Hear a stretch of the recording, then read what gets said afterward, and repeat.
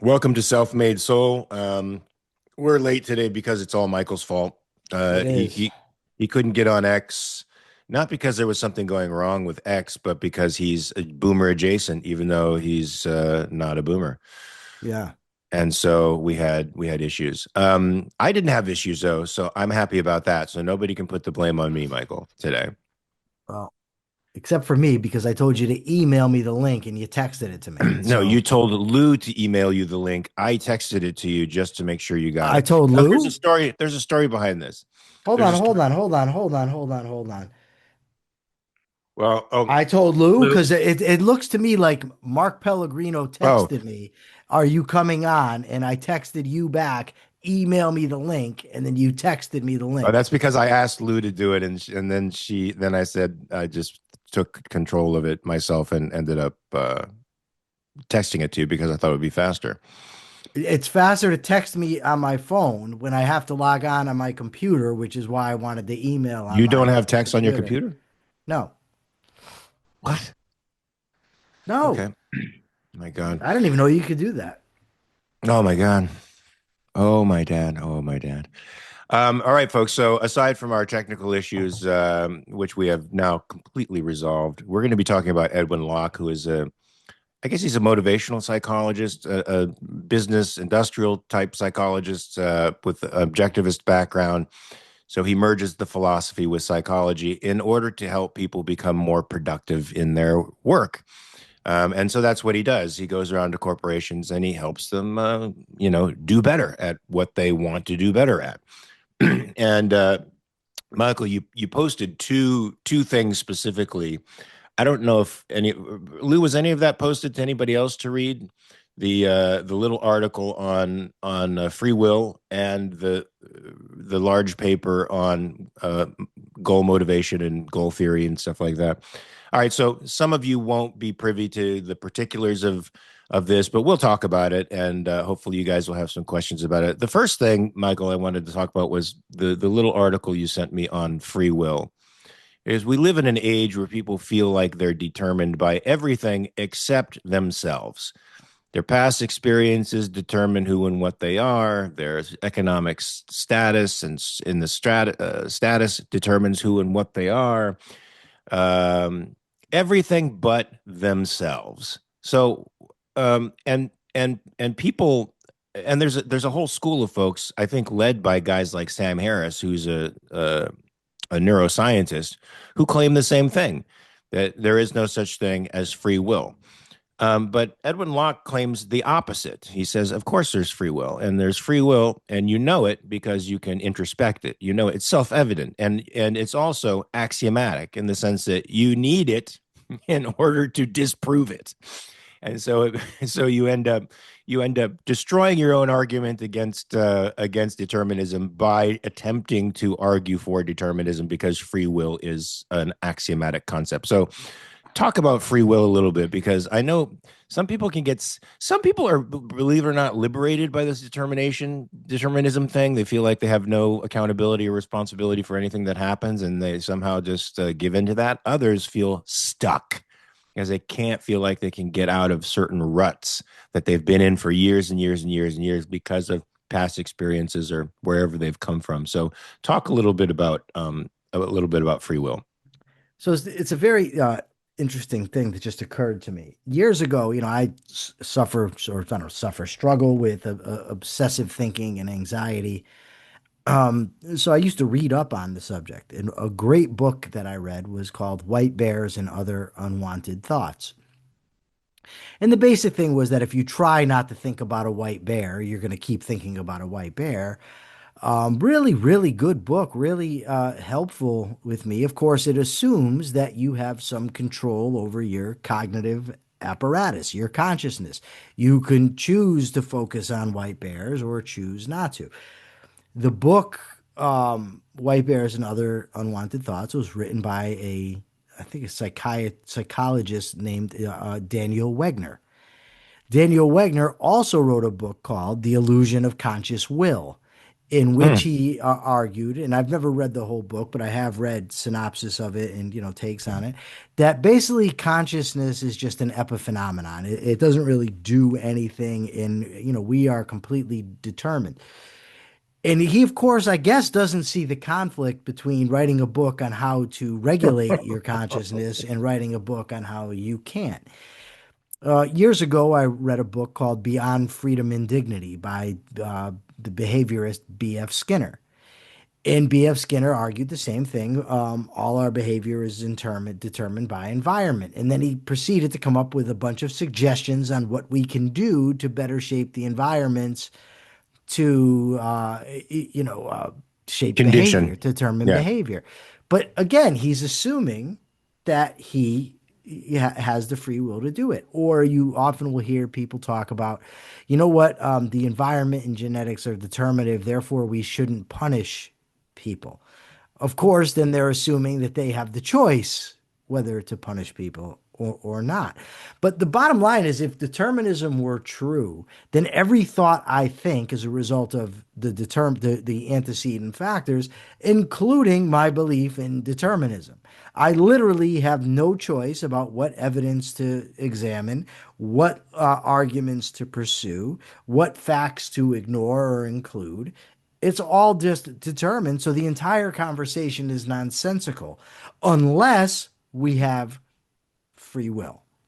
Then it makes sense. Isn't it funny though that determinists are the most passionate arguers for for the determinism? It's like they won't they keep trying to they keep asserting the free will premise by attempting to prove determinism is correct because they keep trying to convince you that you should change your mind with respect to determinism and free will, which automatically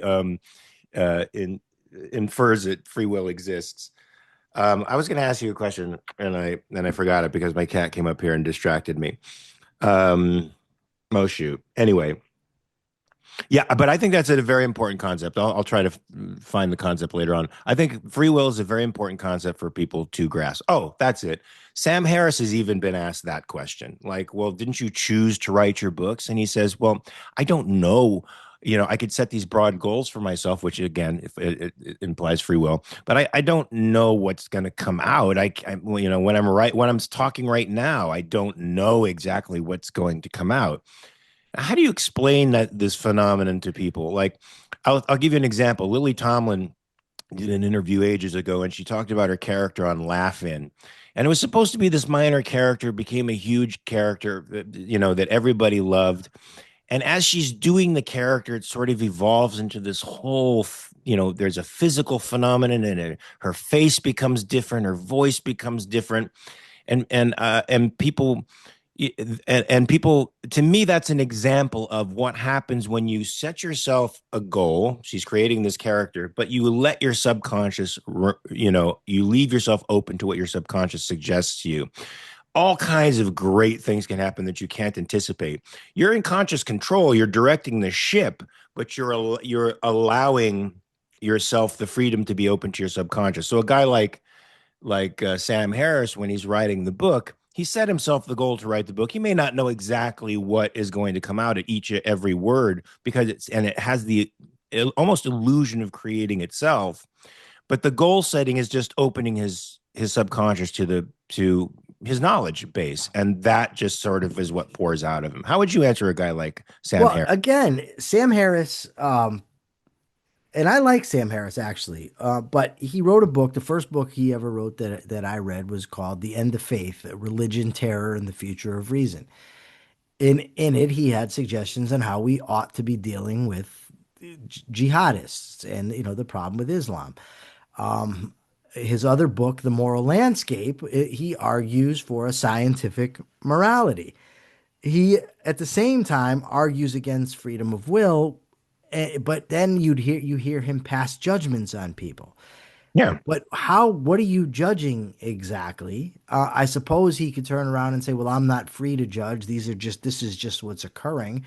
But that would just reveal the utter insanity of it, that you're forced to make a judgment of people who are forced to behave the way that they're behaving. You're advocating for it as if you're free. I mean, it just gets bogged down in contradiction after contradiction when that's the position that you try to take. So let's talk a little bit about goal setting theory with from Edwin Locke, because um, there's a lot of little great nuggets, I think, buried in there. Yeah, I did Uh, not know what this paper was when I sent it. Had I known, I would not have sent it. I would have chose something else. This I didn't know this was like a scientific paper.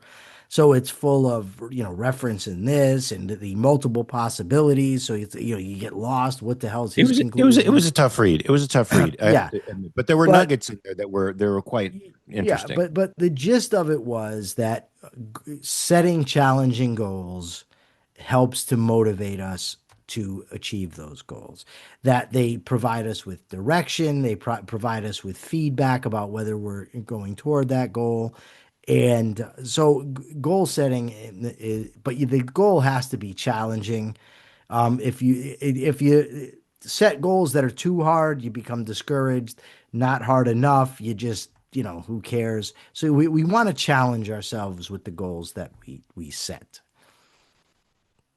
Yeah, I think I'll talk about some of these core principles a little bit because I have sort of notes here. There are five key elements to the goal setting. One is clarity, specificity. You can't have generalized goals. You need to be clear about what you want to achieve.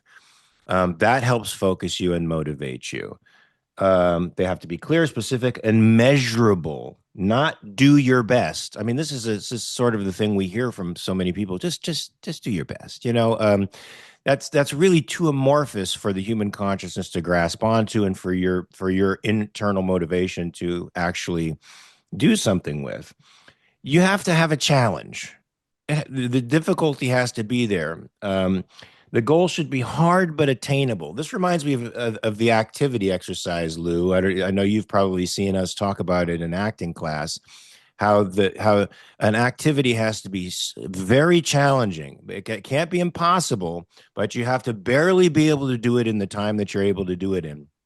And Meisner, as the genius acting teacher that he was, developed this technique to hone focus and motivation. And it really brings out experience. If you just put your attention entirely on this difficult problem that you have to solve, project or problem that you have to solve within a certain specific time frame, that you can barely get it done within that time frame, you'll find yourself having incredible actual experiences on stage, not fake ones, not pretend ones, but real ones. Well, it turns out if you do that same thing in life, your performance enhances with the difficulty and up to the limit of your ability, of course. If the challenge is too easy, of course, you're going to get bored. If it's too hard, you're going to get frustrated. So you have to find that sweet spot in there. The third principle or key element to this goal setting is commitment. People perform better when they are committed to the goal. Commitment is higher when the goal is important to them. I want to lose 25 pounds today, or not today, but I want to lose 25 pounds. Some guys do That's a that when little they're too ambitious. no, some guys do that when they're cutting weight, believe me, for wrestling. But I want to lose 25 pounds in the next 6 months. That is a specific attainable goal that you could be committed to. Is if you're committed to having good health. You have to believe that the goal is achievable. Okay, so that's very important. 25 pounds in a day, probably not achievable. You'll probably kill yourself and over dehydrate and die. And you have to participate in setting it. All right. So, or it's assigned in a supportive way. Those are important concepts. Also, you need feedback. You need regular people to give you clear feedback on how you're progressing towards the goal. Without the feedback, motivation drops. I know that's important. I know that's important for jujitsu. Because sometimes, Mike, you're rolling with a guy who's a black belt or a brown belt. You feel like, what the fuck am I learning? I've been here for 3 years. I'm still getting crushed by this guy by the same four techniques. This time I fended off that one, but then it came in a whole different angle. You need that person to turn around, which they often do, and say, holy shit, you're getting way good. I have to really up my game every time I'm working with you. And they're not bullshitting you. In fact, my friend Peter Bogosian just came to our academy the last 2 days. He's a brown belt. And he rolled with me yesterday. And I'm like, dude, I have great base. You're never going to sweep me. You're not going to do anything to me. Trust me. And he couldn't. But what he said was, this school is so legit. I've been to schools all over the world, and this is the best school I've ever been to. That is a direct shout out for anybody who wants to go to Jean-Jacques Machado. Um, and task complexity, sorry for the distraction, but task complexity is the last core element um, to um, to the goal setting. For very complex tasks, extremely difficult goals can hurt performance if people don't have enough time or strategies in these cases. Break the goal into sub goals or focus on learning goals first. So all of this stuff is pretty good, folks. If you feel like you're sort of drift in a state of drift, you have to set goals for yourself, clear, specific goals that are difficult enough to challenge you, but not so hard to frustrate you. You need to be committed to those goals to understand that I think the far reaching consequences of achieving those goals will help you be committed to them. You need regular feedback. So sometimes it's good to get a partner involved. That's why I love working out with people and training with people because you get constant feedback. And if the tasks are too complex, you need to break them up into manageable units for yourself. But Michael, do you have anything to say about these five core elements or these core principles of goal setting? Not about the five, but I would like to pivot to the self-efficacy element that he discusses, and he draws a lot on Albert Bandura. I actually read Albert Bandura's book, Self-Efficacy, and I think it was Self-Efficacy, a Theory of Motivation, but I'm not positive. But there's the self-efficacy, the belief that we're capable of achieving what we're trying to accomplish. It's vital. If you or if we, if I, whatever pronouns we want to use, do not believe that the goal is attainable, or we're not going to try, right? We have to have the belief that we can do it. And that in turn helps us to not only try, but to persevere. And perseverance is vital as that cat is persevering in harassing you. But we really do He's have very to have that. persistent. We really do have to have a belief in our own efficacy and our ability to accomplish the task that we set before us. So, Michael, this is an interesting self-efficacy is a very interesting thing. First of all, Cody is very goal directed. This morning he was pounding on my head for about an hour and a half until and I won't kick him out of the room anymore because he's the only pet here. So now he knows he can take full advantage of me because I'm not going to lock him out of the room. And he knows that before long he's going to wear me down. I'm going to get up, even if it's 4 o'clock in the morning, and give him food, which is what he's trying to get from me. He's very persistent at that. But let's talk about self-efficacy for a second, because a lot of people think that's just something you inherit, right? You sort of feel confident, you sort of feel good about yourself in relation to the work you do and the stuff you're doing, or you don't. Or lots of people find themselves just simply not feeling very confident at all in general. And I remember Jeff Goldblum one time saying that he's confident for no reason at all. That's just sort of the way he was able to sum it up. He said, I have confidence for no reason at all. Now, we wouldn't sum it up that way, I don't think, as objectivists, because we like reasons and justifications for things. But it's sort of it's an interesting proposition to me because I've practiced that too. You know, confidence for no reason at all. It automatically, for me, um, squashes any fear or hesitation that I may have in doing something. You just assume the mantle of confidence over the task that you have been assigned to do, and suddenly you can do it because you've given yourself permission to do it. Does that make sense? Yeah. So, how do we develop that sense of efficacy? Like, what are some practices that we could put forward to develop confidence in our ability to achieve tasks? What can we do? Well, I mean, I think you set goals for yourself and you achieve those goals. And as you set goals and achieve those goals for yourself and set harder and harder and higher goals and keep achieving those things, you become aware that you are capable. When you become aware that you're capable, you feel self-efficacy. I mean, that's the way it's happened for me over the years when I'd noticed, oh, no matter how freaked out I am or unconfident, I've studied so much acting that, even on a day when I feel distracted, I'm good. then once that starts to take over, and you no longer feel any of the old stuff that you felt. Self-efficacy becomes almost complete, but it comes from tons and tons of practice and challenging yourself over and over and over again, falling, learning how to challenge yourself appropriately over and over and over again, right? So that's how I achieve a sense of self-efficacy. What about you? And I think it could be different for Well, I different. think there's two main tools in the developing self-efficacy toolkit. One is develop a good reputation with ourselves and our ability to achieve things. So set goals, accomplish them. If at first they probably will be small goals, but as we continue to accomplish them, like you said, we grow in confidence. But also, it's important that we take away the right lessons from what happened. So, for instance, if I set the goal that I want to bench press 225 pounds, whatever, I don't know, by January 1st.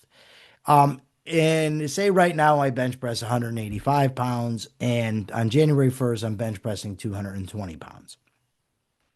Do I tell myself there, wow, what a failure I am? I didn't reach my goal. Or do I say, wow, I added 35 pounds to my bench press in, a little over a month. That's a pretty good thing. It's not quite what I wanted, but it's still good. So it's important how we talk to ourselves and about our abilities. But it's important that it be realistic. If I'm telling myself I can be a pro basketball player, I just know it, obviously I'm just bullshitting myself, right? But Mm-hmm. I could write a book if I wanted to put myself to that. I could start another podcast. We on Capitalist Corner, we're up to 611 followers. We might set a goal for 1,000 followers by, whatever, June. I don't know. Those are doable goals. And then as we achieve them, we encourage ourselves, look, I achieved this goal.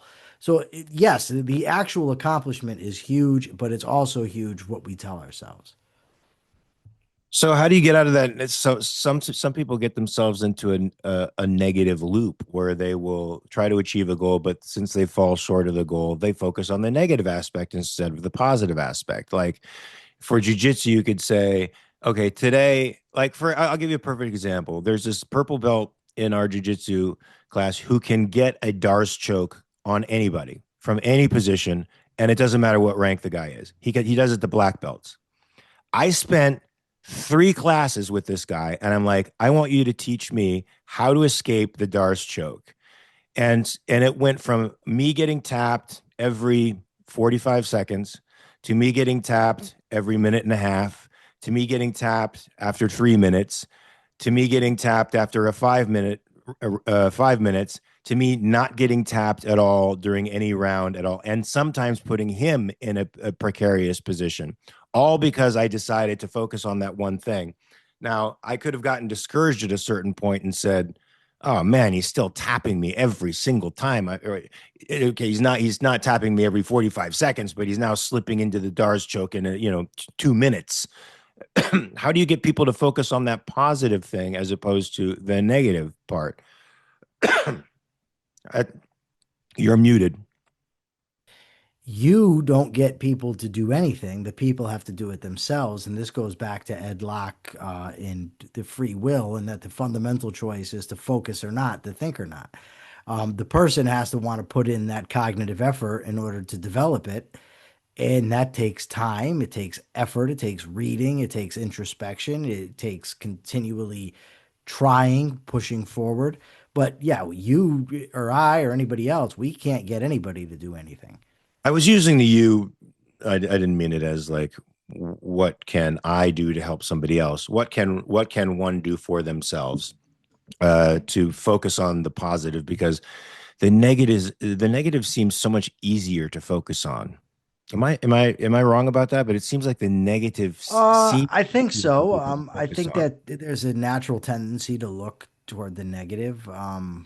Maybe a survival mechanism, for evolution for most people, probably. But with effort and with persistence, it can be developed.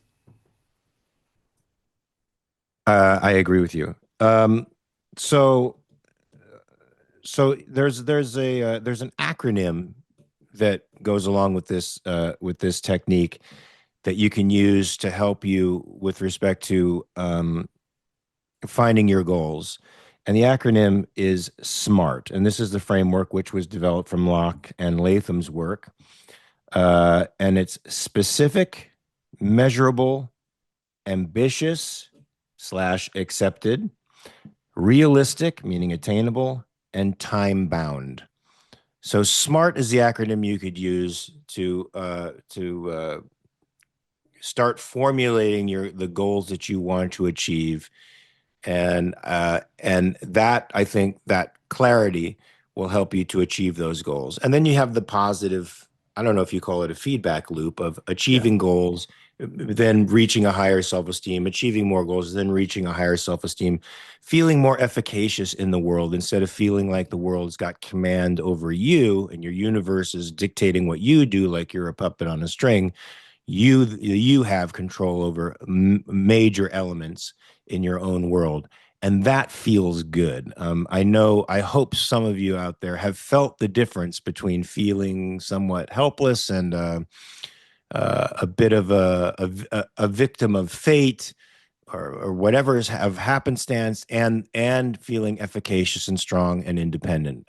Hopefully, you've experienced the difference between those two states of being, and prefer the latter, so that you could set goals for yourself, clear goals that challenge you, and continue to grow your self esteem by this practical application of goal setting. I like your the feedback loop. It reminds me, Nathaniel Branden called it reciprocal causation, right? I set a goal, I achieve it, my self-esteem grows, so I set more goals.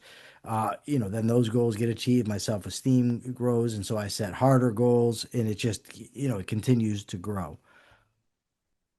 So we have something from Lee. It often comes down to making the decision to learn and grow from negatives rather than using them as motivation to stop trying. Yeah, that's true. I think it does. I think it's a great formulation, Lee. It's true. And sometimes it feels really artificial.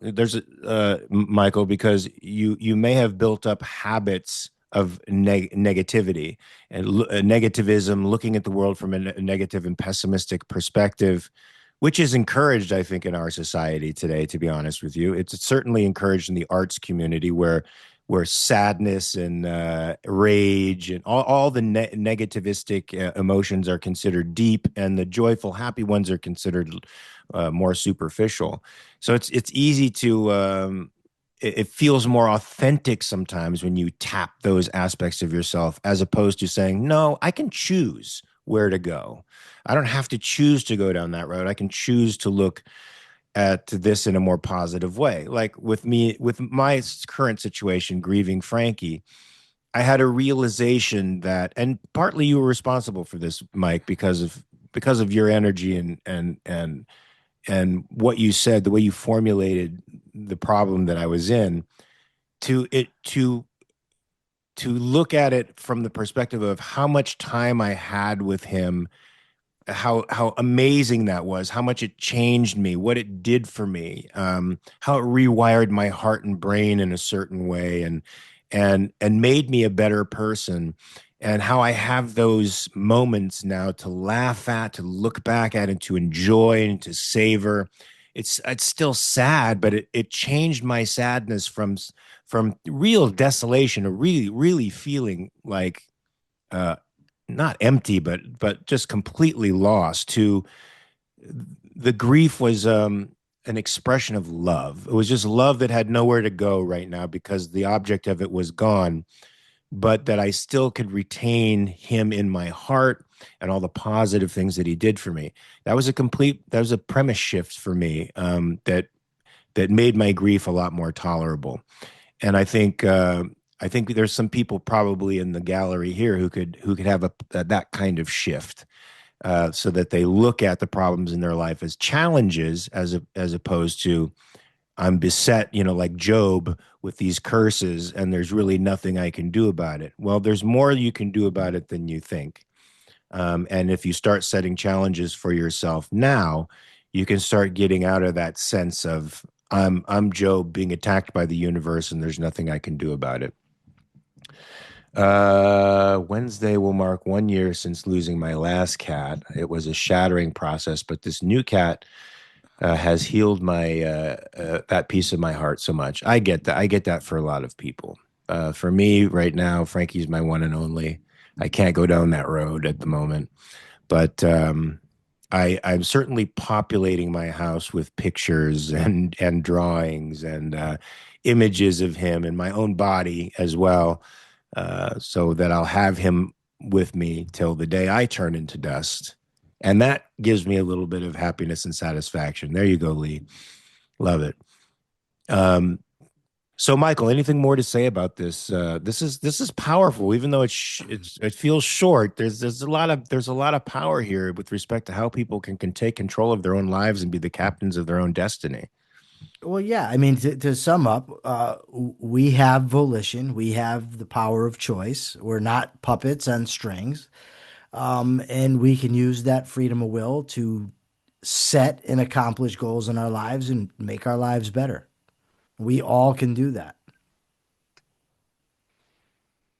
I agree, and for me personally, understanding that, I don't know, that relationship with my consciousness has been revolutionary. It changed me from being a chronically depressed young actor to a relatively happy human being who is productive and happy working, not frightened by work anymore, not frightened about how people accept me anymore, but actually enthused by a challenge and holding truth and integrity above pretty much everything else, which sometimes serves my career and sometimes does not serve my career. But and that's a painful thing to deal with. But I'm trying to also understand that I have options as a human being that I can pivot away from what's harmful to me and pivot into what's good for me, and not be dependent on you know some toxic elements, say of the fandom, for example, that want me banned. Well, I can start doing other things. I don't have to be engaged in that world. I can engage in other worlds and start, using my mind, in other ways. It doesn't just have to be that world. Pet loss hurts, but keep in mind you made their entire life filled with love, and they know it. Yeah, well, I hope so. I tried to be the best dad I could. Um, I certainly loved him and still do. So, guys, do we have any questions about this goal setting thing, about free will? Do you have any doubts that there's such a thing as free will? Do you think that goal setting can help you, irrespective of where you are right now? If you're stuck in some place psychologically, do you think you can uh, motivate yourself to make goals to get yourself out of the hole that you're presently in, if you're presently in that hole? Do you agree with us that that's possible? And if so, can you make commitments to do that for yourself, to start with the little goals this week that can help you feel efficacious, and then start expanding those goals to wider and wider areas of your life so that you can feel more and more control over more and more areas of your life? Can you do that this week? Yes or no? That was a very ominous way to ask that question. It was. Yes or Or no. no? I'm gonna assume yes is going to be the answer that everybody should say. Hey, But what if do you you, think of walk-in medical clinics? I mean, I've never been to one. Oh God. Okay, that's my question for the audience, because I'm thinking of going to one today because my doctor's closed and I've been sick for 10 days. I'm thinking I may need to go to a clinic. What does the audience think? Some of these folks come from different countries too, so they might have socialized medicine and walking clinics. Are sort of the par for the course. Yes, of That's course. I true. already That's have a true. goal That's set. true. So Katie That's says, true. yes, I already have a goal set, making it a point to get out and at least walk somewhere every day. I love that. I love that.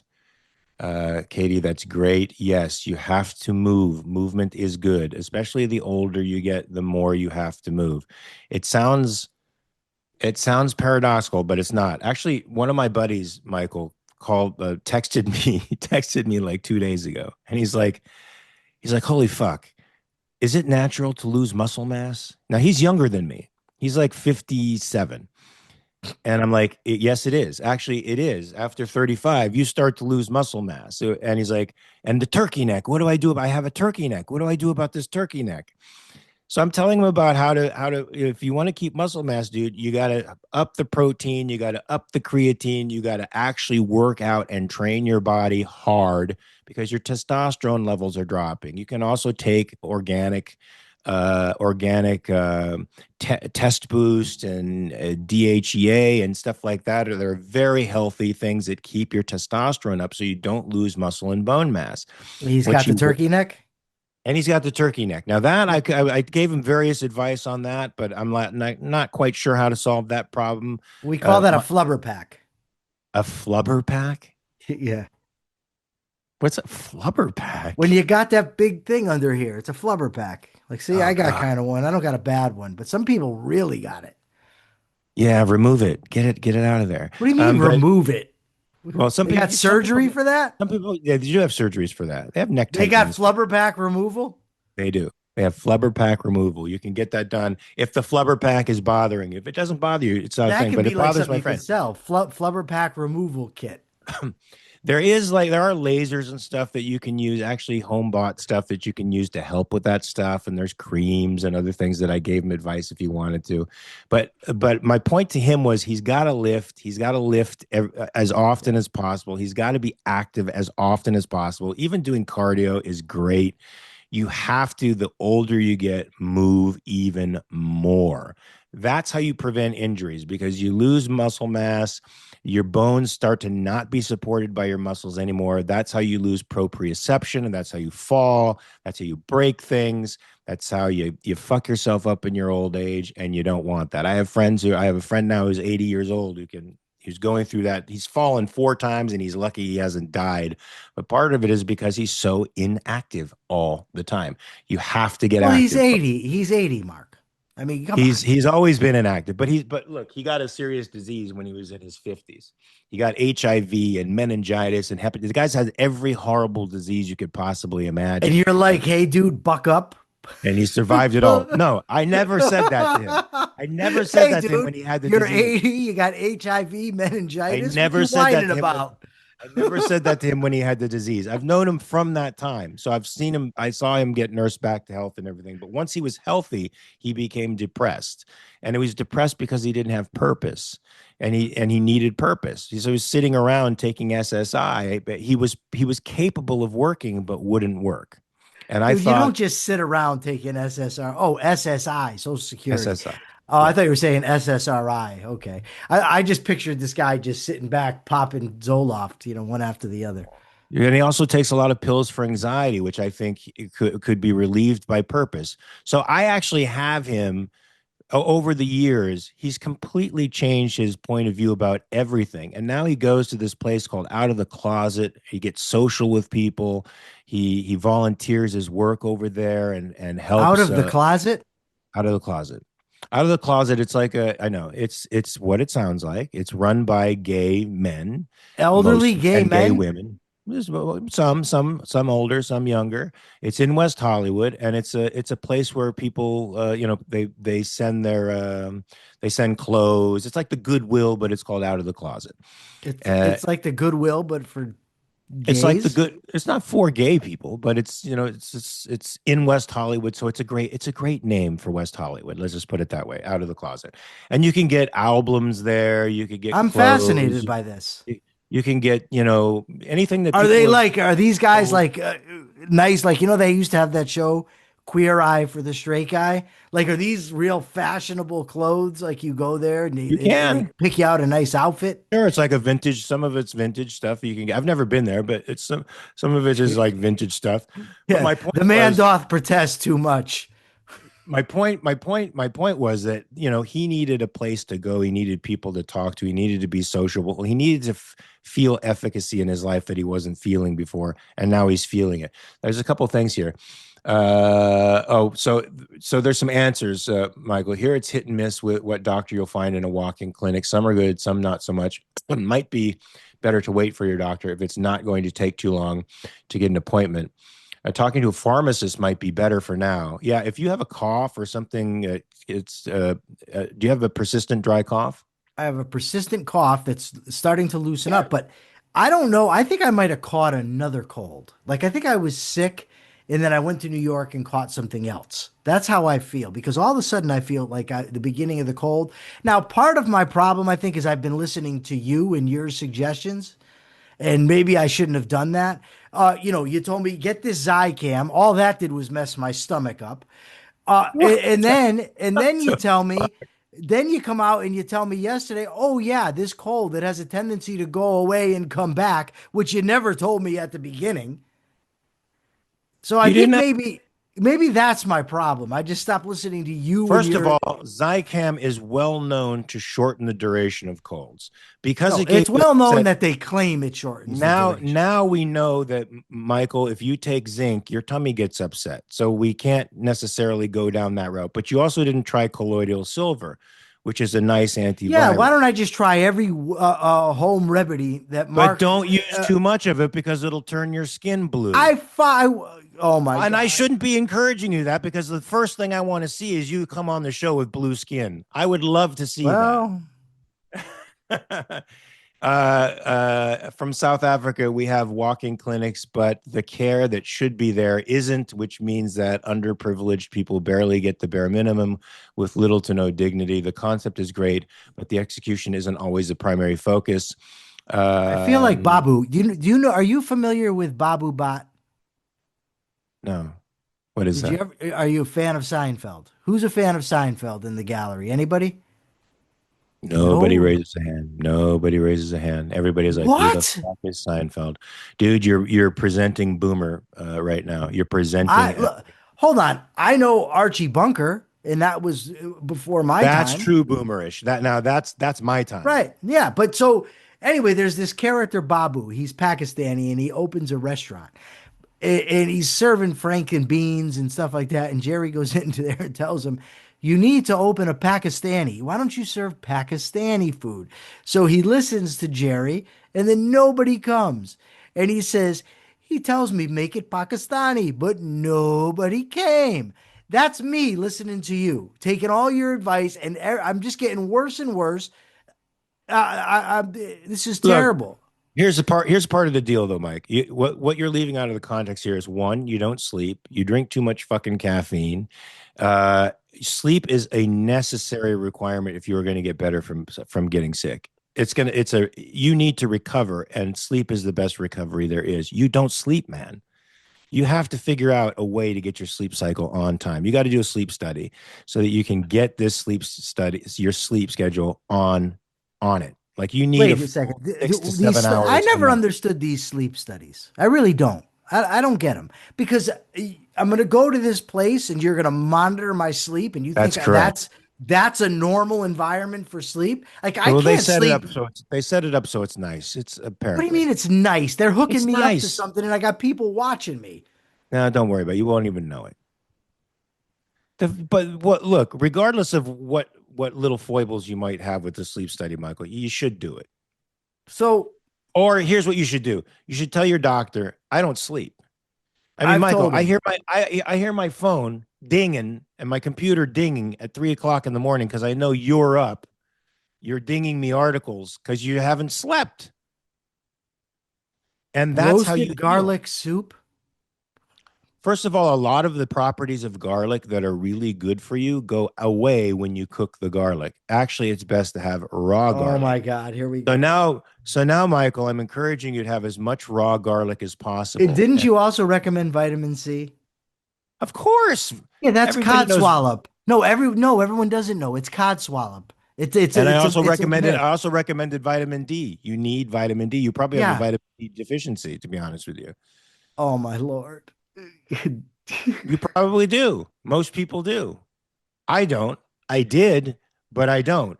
Because why? I set a goal for myself to no longer be vitamin D deficient, and I won. Well, okay, And I did have a that vitamin made D me feel deficiency. efficacious. Listen, when during the COVID, when they locked the prison down, we couldn't go anywhere. Like the whole prison had vitamin D deficiencies because we Of couldn't course. go out in the sun. Yeah, of course. But most people have vitamin D deficiencies. And look, Katie says you need vitamins, Mike. That's not Codswallop. No, It's not you do Codswallop. need vitamins, You but the need idea vitamin that I'm going to C. take vitamin C to cure You my need cold vitamin is C. codswallop. You need vitamin D. You You, need you zinc to you heal your need tissues and vitamins. What body. does that have to do with curing my cold? All of it, because those are nutrients that help you heal, man. That's vitamin C. Do you know the origins of the vitamin C myth? Are Do we you? turning Yes or into no? Candace Owens before everybody's eyes right now? Or is this No, no. This is not even a the different. Anybody in the chat, look this up. Linus Pauling, vitamin C. Anybody can do it, and I'm not even going yeah, to say anything else. Manu? Trust me. Yeah. Manu No, you're says not. It's not. watching a What it is medical him. consultation show right He now, and that's thinks not the he intention here. always thinks he's going to tell me about this, do that. I listened to him one time, and it turned out horribly. It's just coincidence, Horribly. man. That's Oh just yeah, coincidence. Most coincidence. people, most people listen to my advice on stuff like this, even though I don't know shit, and they get better. Maybe it's just I a 50-50 thing. That is that your selling point? Hi, I'm Mark Pellegrino. I don't know shit, but you should Look, listen I to don't know me. why everybody comes to me for medical advice, but they do. I'm like, I'm not a Nobody fucking comes to medical doctor. you. No one comes Everybody to I know you. That's comes to not me for true. medical No, advice. anytime First of someone all, do you mentions know something, everybody you who tell knows? them. Do you No, know but I've everybody I who knows no, me? but I've been a No, you witness. don't. No, but Do you I've know been a my own witness. wife comes to me? My own wife is like, "What do I do about this? I have this issue going on." I'm like, "What the fuck? Am I a doctor? I'm not." Mark, But you know she how many thinks I times I've am. seen you tell somebody they say they got this, they got that, and you come out, oh, this is what you need. And then they're like the next week, wow, that really helped me. The only I person on the know. entire face of the earth who's had issues with my advice, I'm looking at right I'm now. the only And I one that's wish I was honest. looking at your blue face, but Listen, unfortunately, you didn't take the stuff that I told you to take. no, So you didn't turn. nobody, they don't want to tell you because you're an actor. They don't want to get into an argument. See, I don't care. I'm going to tell the And look, truth. Persephone says diet, sleep, exercise. That Yeah. keeps you We need to healthy. ban, You're listen, we need to doing none of the ban, above. no, we need to ban Mark Pellegrino from giving Michael, advice. what's your diet? What's your diet? What do you mean? No, no, that's not what I mean. What's your diet? What do you eat? On a regular basis? Yeah, what did you have for Um, breakfast? for breakfast, I have either raisin bran flakes. Bad, terrible, awful. No, it's not. Terrible, awful. It's not terrible awful. It's It's awful. loaded It's with filled with sugar, fiber. man.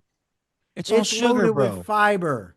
Oh, Fiber. bullshit. Fiber my ass. See, look, Manu, it's terrible, Mike. That's terrible. First of all, you should be pounding protein. You're an older guy. Protein That's has what to I had happen. for lunch. For lunch, I had a No, protein shake. protein has to happen first thing. First thing. You got it. You need protein. Although Manu is getting A frustrated. nutritionist actually told me you need to have protein with every meal to sustain your energy. Yes, but we're talking. I think you should go upwards of about 160 grams of protein a Yeah, day. here's the thing, Mark. Are you going to pay for all Yes. this Okay. protein? Persephone. Look how many Who's people going to agree pay with for me. it? You're still fighting me. I'm Persephone said not. 20 grams of protein within an hour of waking up. Yes. Listen. Or you Yes. do 20 or 30 squats within, 10 Yeah, minutes I of know waking it up. releases the protein. Yeah, I Yeah. understand what a good Are you diet doing is. that? Are you No, doing it? listen, the No, no, no. Wait, squats, wait, wait, wait, wait, wait, wait, wait, wait. squats, no, Are you no doing that? squats. No, I No, do no. squats twice a You're not week. doing squats first thing you wake up in the morning. You're not Twice a taking week. 20 grams of protein within 20 minutes I of waking can't up. afford it, dude. Yes, you can. No, I can't. Yes, you Dude, can. dude, do you know how much money I make a week? Look, Teresa, we're losing the audience. Teresa says she's not sure this type of motivation is working. All right, so we have to get back to we have to get back to what we were We're not on. losing the audience. No one's Look, I'm left. being hard. I'm being hard on you, I think. And No, I'm you're I'm I'm not. not What you're I'm being not is giving you the unrealistic. encouragement. I'm No, not here's the thing. Listen, if I could have a diet that provided me with all my vitamins and nutrients, that'd be wonderful. The problem is I can't afford it. What I can afford is a $2.50 box of cereal. I can afford cold cuts. That's what I can afford. All processed meat. It's so bad for you. If you're gonna get Yeah. cold cuts, get uncured stuff. Get stuff that at least it's Yeah. as Yeah. Give me little your top processed as possible. brands. No Give me the nitrate. best. Sure. No, I'm telling you, because that stuff that increases your the propensity for you to get cancer by 30%, man. You don't want that stuff. No, I Beans. don't want cancer. Look, you're getting all signs. Look, Manu's going nuts. You are getting so many suggestions from the chat here of people who are trying to help you, Michael. They're giving That's you positive all feedback. fine. I don't deny that. Of This will course. help you get unsick. Yeah, you know what would help me get unsick? Money. Let Mike, me start Mike, making some money. Mike, Once the money goes up, the how can you diet will get get better better. if you aren't willing to change? I mean, this is the exact proposition that we started the show Okay, with. look at see, now hold on. Look at what Manu tells me. Buy eggs and eat it the whole day. You know what my doctor told me to stay away from? Do the egg whites then, man. If you have high cholesterol issues, then do the egg whites. All right, do the egg whites. This You're is gonna be fine. important. Subscribe to the Capitalist Corner Patreon so I can afford to eat healthy. Yes, big Very help. good suggestion. Very good suggestion, Persephone. But she's been suggesting great things all day, as pretty much Of course, everybody else but I here. never denied it. Protein, I'm telling you, it's protein, an affordability issue. It's protein. like if you were to say to me, you know what you really need? Go to Arizona once a month and just take in the dry climate. Great advice. You know what? I can't afford the plane ticket every month.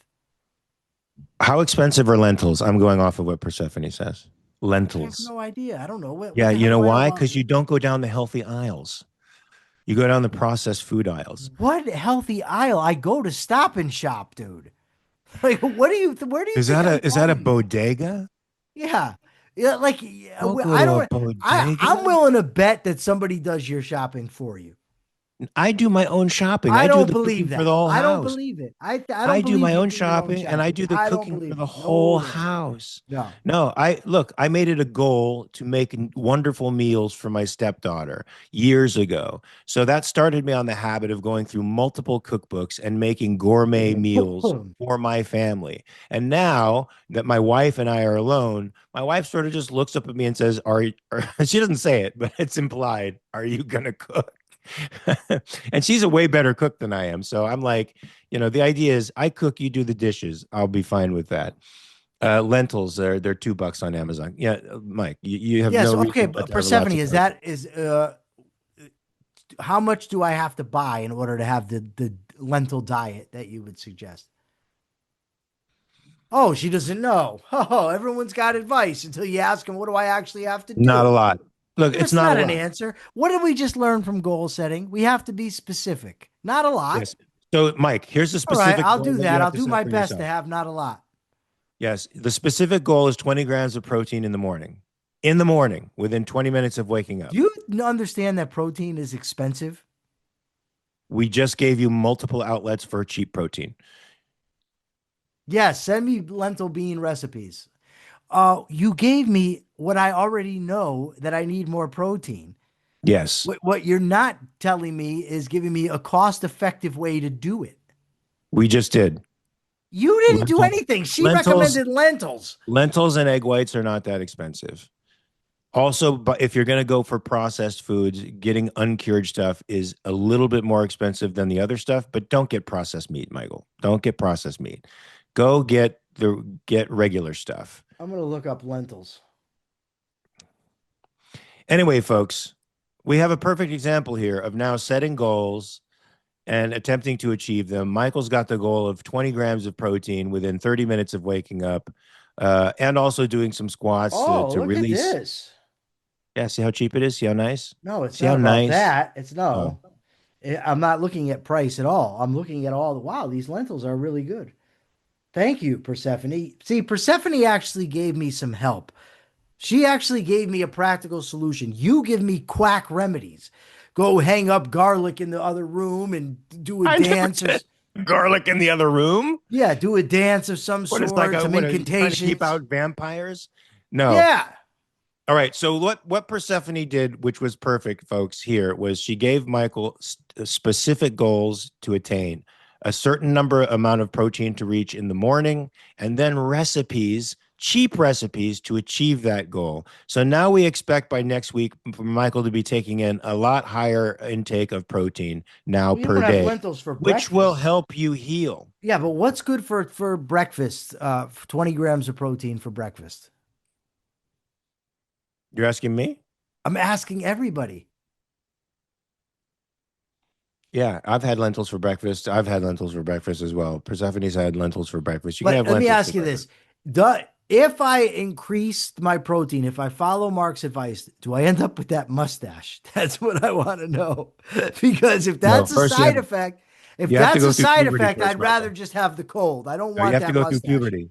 First, you have to go through puberty. Then, Dude, then you have to I've worry about got a the mustache. mustache, just not that monstrosity.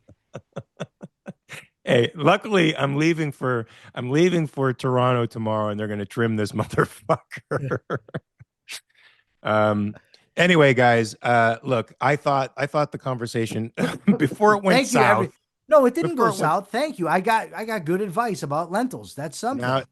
Okay, so we actually did put into practice the things that we were talking about in We've the mic. learned two things. Lentils are healthy, and don't listen to Mark Pellegrino when he gives you health advice. I have watched A Million Ways You Can Die in the West. Anyway, any questions, comments, or concerns, folks, before we adjourn for the day? I hope you got something out of Edwin Locke's goal setting theory. If you want to read more of his stuff, you can probably buy his stuff on Amazon. He's a very good psychologist that will enhance your capacity to perform in whatever task it is you want to achieve. One of the books that I first read from him was How to Study, and it really actually helped me retain tons more information than I normally do. I think normally I probably retain 10% of what I read when I'm reading it, but when I work the way he has systematized study, I retain 60 or 70% forever, forever and ever and ever. Um, Hold on, Mark's I'm gonna advice find has his been book. helpful to me, so I appreciate the advice. I'm going to say that one more time from Katie. My The advice has Illusion been of Determinism is another book by Edwin Locke. Very good book. so get the illusion of determinism too, folks, just to cement in your own mind that you have the capacity to control elements of your life, that you have free will, control over your consciousness, that the rest of the world wants to pretend doesn't exist, but we don't want to pretend that because we want you to be the captains of your own destiny here. That's why we have titled the show Self-Made Soul. If there are there any questions before we adjourn for today, guys? Questions, comments, concerns, critiques? It's okay. You can critique. It's okay. You can say anything you want. This is a free space. Oh It's a my safe God. space. Next It's thing a you're gonna say it's a safe space. We I don't need just that. did. I I don't need just that in my said it. life. You said free space, not safe No, I space. said safe space Oh, as we you were don't need talking. that. No, this is not a safe space. It's a perfectly safe space. No, no, it's not. I will No, protect people from Michael. no. You can't come here and just say anything and think that you're not going to get any criticism or any feedback. No. Thank you for pronouncing my name correctly. Many don't. Really? Yeah, we have experience with this. We've all pronounced this name wrong, but we have another Lee, and that's how we learned to pronounce it. So for Mark to sit there and say, really? Like he's unaware of the controversy. Yeah, Katie is relentlessly on your ass in a good way. So uh, No, excuses doesn't help you get healthy, Mikey. no, Just listen, I work out 6 days a week. 6 days oh, a week, I work out. but do you work out sort of like a pussy, or do you really work out? I'm not familiar with how pussies work out, so I can't really Another answer the well, I'll question. film you, and that's how pussies work out. Hmm. I'll tell you what, I can do 120 push-ups straight. I can too. Yeah, but you're in phenomenal condition. That's my point. You can do 120 push-ups straight. Yeah, probably not What's right now. no, not right now.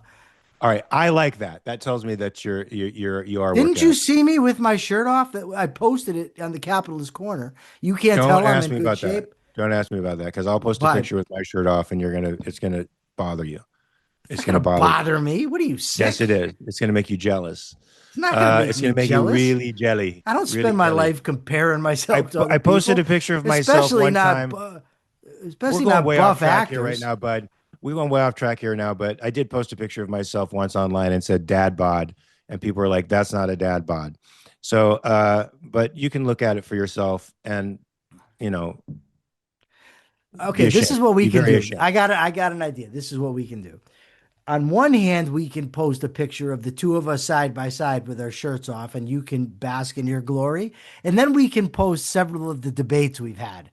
And then we can see you put And on your then I'm going to shirt beat you and on the run. physical level and the mental level. Mike, Ah, it'll no be one believes that. humiliating No for one you. believes that. The whole I, audience but knows hey, that. I want to get on a positive note here, even though this is Oh, go positive ahead. for me. Laura, Persephone has a question. Laura Persephone has says, a question. but let me get to this one first. Not a question. I just want to let you know how much this heals me. Oh, well, thank you. I've been a good soul Thank trooper. you. I didn't think I was the punchline of it. I didn't say it because I was the punchline. I just want you to know. I was just happy to see somebody feels healed by the things that we talk about. Go ahead, Mike. Go ahead. Oh, Where's the question. question? I don't know. Persephone, put a Lee also question. says lifting a cup for a sip of caffeine does not count as a workout. I want you to know that's true. She has an unrelated question that's about tough decisions that I have to make. Go ahead, Persephone. Hey, it's Persephone. Hi. Long time no see. Yeah, it's like a whole day. So I have an unrelated, it's sort of like an ethical sort of dilemma that I'm in, right? Hmm. So my neighbor's dog is a really vicious little asshole. And he's attacked my dog 3 times. He's tried to jump over my wall. He's bitten my dog. Anyway, so we phoned the city and they came out a couple of months ago and they were like, okay, their dog is not allowed in their front yard anymore because he jumps over my wall. And they got a fine and they said, if there is another incident with this dog, that is going to get put down. So today, my mother was in my front yard and this dog was also in the front yard and it tried to get at my mother and my dogs came out into the front yard and this dog bit the crap out of my dog. So she is like, her like one paw is all fucked up, and she's with daddy now, but she's like, she's fine, but she's like limping and whatever. And now I have to make a decision. Do I phone the city and tell them like, hey, so this dog again, like, did this, like, he was in the front yard where he's not supposed to be. His owners weren't home because if they were, they didn't hear like the screaming. Because my husband had to grab the dog like by the jaw to like get them away from each other, right? So this dog was like trying to shove its way through a hole in the wall. Do I phone the city and say like this happened, knowing that this dog is going to be put down? Because it's not the Uh, dog's fault. It's not the dog's fault, and I feel really bad. well, so I read once that most ethical dilemmas aren't dilemmas at all. What they Uh, really are is a case where we know the right thing to do, but we don't want to do it. So I have to ask you, what do you think the right thing to do is? I don't know because I don't know how much of it is guilt because of like it is not this dog's fault that his owners suck because they Well, they may leave. suck, but if the dog's a risk to, and I'm not telling you what to do, I'm just telling you the thought process. If there is a bear that's charging at me and I've got a firearm on me, it's not the bear's fault. It's only doing what it's supposed to do. I'm shooting the bear because I'm not going to let the bear kill me. You've got a Yeah, situation where this dog is, what kind of dog is it? it's like a Labrador pit bull cross. Okay, so this has the potential to be a dangerous dog then. It's jumped so that it was Yeah. hanging over my wall to go at my mother, and my mother's in her 70s. And again, it's bitten my dog multiple times All because it right. jumps. So the Is there? question comes down to, let me just give her one and then Mark can go. You just. Uh, I don't hear you, Michael. Okay, I found this on the web for his there. Check it out. what the hell's Sorry, happening? my That's Siri why is. you couldn't hear me. Anyway, uh, Do you hear that? we did hear it, but the question, Persephone, for you to ask is, what is worse, this dog getting put to sleep, or your pets and your family member constantly being at risk from this dog? And that, with that, you have your answer. I have an alternative as well, Persephone. I have a friend uh, who actually rehabilitates dogs that are on death row. So these are dogs that have almost killed human beings, and they are going to put them down. And they're like Rottweilers, pit bulls, mastiffs. These are big dogs. These are human killing dogs, and he retrains them so that they become family dogs. And you are right, it's not the dog's fault, it's the owner's fault for what it's doing right now. The owners are totally irresponsible. Now, it could be a object lesson to them if the dog gets taken away and put down. Unfortunately, the party not responsible for what it's doing is the one paying the price, and it's likely these assholes will just get another dog and do the same kind of mistreatment and neglect that they are doing to this animal. Is there a way in which you can get custody of that dog into a no-kill shelter or into a training facility where it can get trained and or adopted by another family, taken away from that person and reworked? Because any dog is salvageable. Dogs aren't mean by disposition. They're made that way. So it's frustrated, it's being mistreated and neglected, and it's taking it out on you guys. Now, the short end answer is, if there's no other solution, your values matter more. Your dog, if anything attacked Frankie, that would be I would probably kill the dog, but right there. I would probably, and I am a dog lover, yet I would probably choke and stomp that fucking dog to death until it died, because that's how important my dog was to me. And if it attacked, anybody I love, I would probably try to do the same thing. So I understand your dilemma fully, because you know that it's not that dog's fault. If there's an alternative to get the dog has to go. There's no question about it. The question is there an alternative so that the dog doesn't have to pay the price for bad owners? Yeah.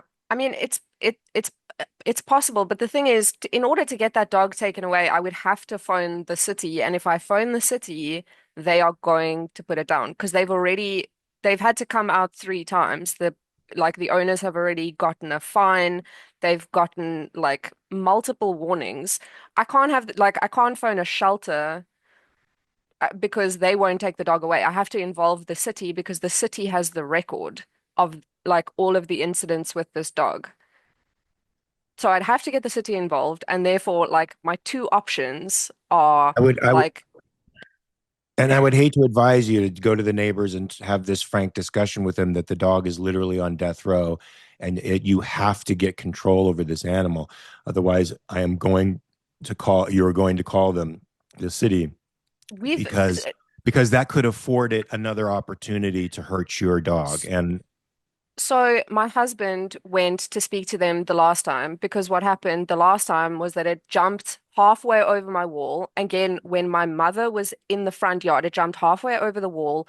And again, the same dog, like my dog, was defending my mother. So he jumped up and the dog bit my dog by the jaw. And my husband went and spoke to them and said, the next time your dog comes over my wall, I'm going to kill it. And they were like, oh yeah, no, meh, meh, meh. And now the dog is back in the front yard, like trying to shove its way through a hole in the wall. They don't care. yes, clearly they don't. That dog is in a very unfortunate circumstance. You're in a terrible place because you probably the dog has to go. The dog has to go. And the only question are you going to be able to find facilities that will take it and retrain it and repurpose it so that it can be actually in a household that will love him and take care of him? Or is he going to go the other way? And it's unfortunate that the fucking parents of this dog aren't the ones who are going to pay the price. But I just feel like if you keep warning these people and they keep ignoring you, there's gonna come a time when a dog that size and that powerful is simply just going to hurt your dog to the point where there might not be any saving him. Yeah, So I mean, he has to go. It's just a question of which way you can move with it, and that's a terrible place to be in, because you know that the one who's taking all of the brunt of this doesn't deserve it. He doesn't deserve it because he doesn't have control over himself. He's been made by these people. that's my big issue is that I know it's not his fault, but also like I'm pissed off because my dog is hurt. She's limping. She's very upset. Like, And have you taken her to the vet and everything? And they should be paying those bills, by the way. They should be paying those bills. yeah. If I were And your then husband, I'd go over there and present them with the bill and say, "Give me the cash for this now, because your dog hurt our dog." Of course, I go over there with shit like that. I go over there with an intention to harm somebody. which So is which is exactly what my husband would do. good, exactly. That's exactly what people like that need, unfortunately. So they have to pay that bill. Make them pay that bill. Yeah. It's just Make them pay. it's terrible.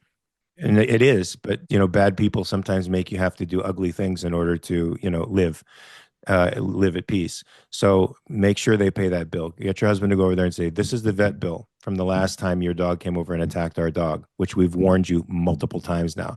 Your dog is on death row. I know you don't give a fuck, but I suggest you give this dog to somebody who's going to take care of it, because otherwise we have to call the city, because I'm not risking my mom, my grandmother, or my family, my dogs getting hurt by your dog again. Sorry, it's not going to happen. And you're going to pay this fucking bill. I'm going to come over here and, I won't go there.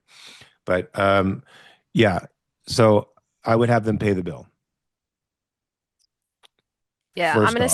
I'm gonna see if I can I'm gonna phone one of the Lee says that I might like I'm she might know better.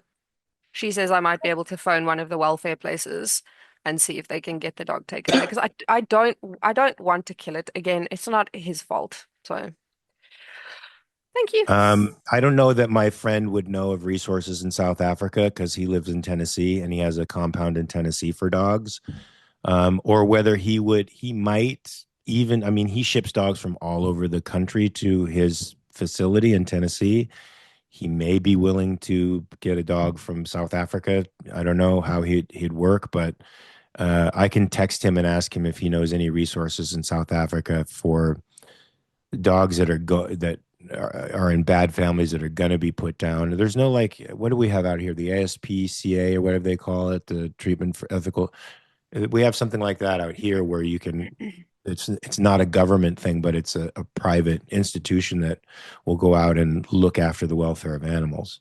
I mean, we do have a lot of organizations like that. My only thing is that they won't just soma take a dog away from its owner, and the city is the one who has the records Can you of get the all of. record? Can you get the records from the city? I mean, it's possible. Maybe that's actually the thing to try is to if I just is to don't want actually you to. I just don't want you to wait so long that something else happens, because this dog is a serious and immediate threat, and it has to go. It's just like a matter of how you're going to do it. I don't think as terrible as it is, Persephone, it's not unethical for you to call the city, because yeah. you're standing for your values that are very important to you. It's not unethical. It just hurts because someone who's innocent has to pay the price, and they shouldn't. It should be the people who pay the price. Yeah. Okay. I don't know if Thank we you. helped you, but You hopefully. did. You did. Okay. Okay. All right, folks, that's what we do here. We solve moral dilemmas. In addition to hopefully giving you some ideas about direction in your life so that you can take control over areas that you probably didn't think you had control of previously. So I think that's it, Michael. I think we've probably That'll extended give me this 12 topic minutes to as prepare. 12 minutes to prepare. Yeah. Okay. Yeah. All right, guys. So it's great seeing you. Thank you. I know you can do a ton of things on Saturday, but you chose to come here, and hopefully, what we gave you was of a good value. I hope your continued guests here on Saturday, because I get a lot out of it. I get a lot out of Michael's feedback. I even get a lot out of him insulting my medical advice, because I know it's wrong, but I know he's wrong. You know your But medical advice is wrong. that's Okay, why that's I corrected good. it, because I knew you were That's going to good. go I there. know it's wrong. Yeah, but then maybe stop passing it around. But I get a lot of it, and I get a lot out of you guys being here. It makes me feel good that you choose to come here on when you could be doing probably a billion other things. You choose self improvement. over it all. And so I'm grateful to you guys for being here. I appreciate y'all. And we'll see you next Saturday. I will be in Toronto, so I won't have a microphone. So Michael will be able to talk over me anytime he wants. I won't be able to talk over him, which is what I prefer. But I will see you on Saturday from Toronto. Maybe I'll even turn the camera around if I have a window. I hope I have a window. I'll be staying in a hotel, and you'll be able to see the snowy climes of Toronto up there in Ontario, Canada. All right, guys. Thank you so much for joining us. Peace. We love you.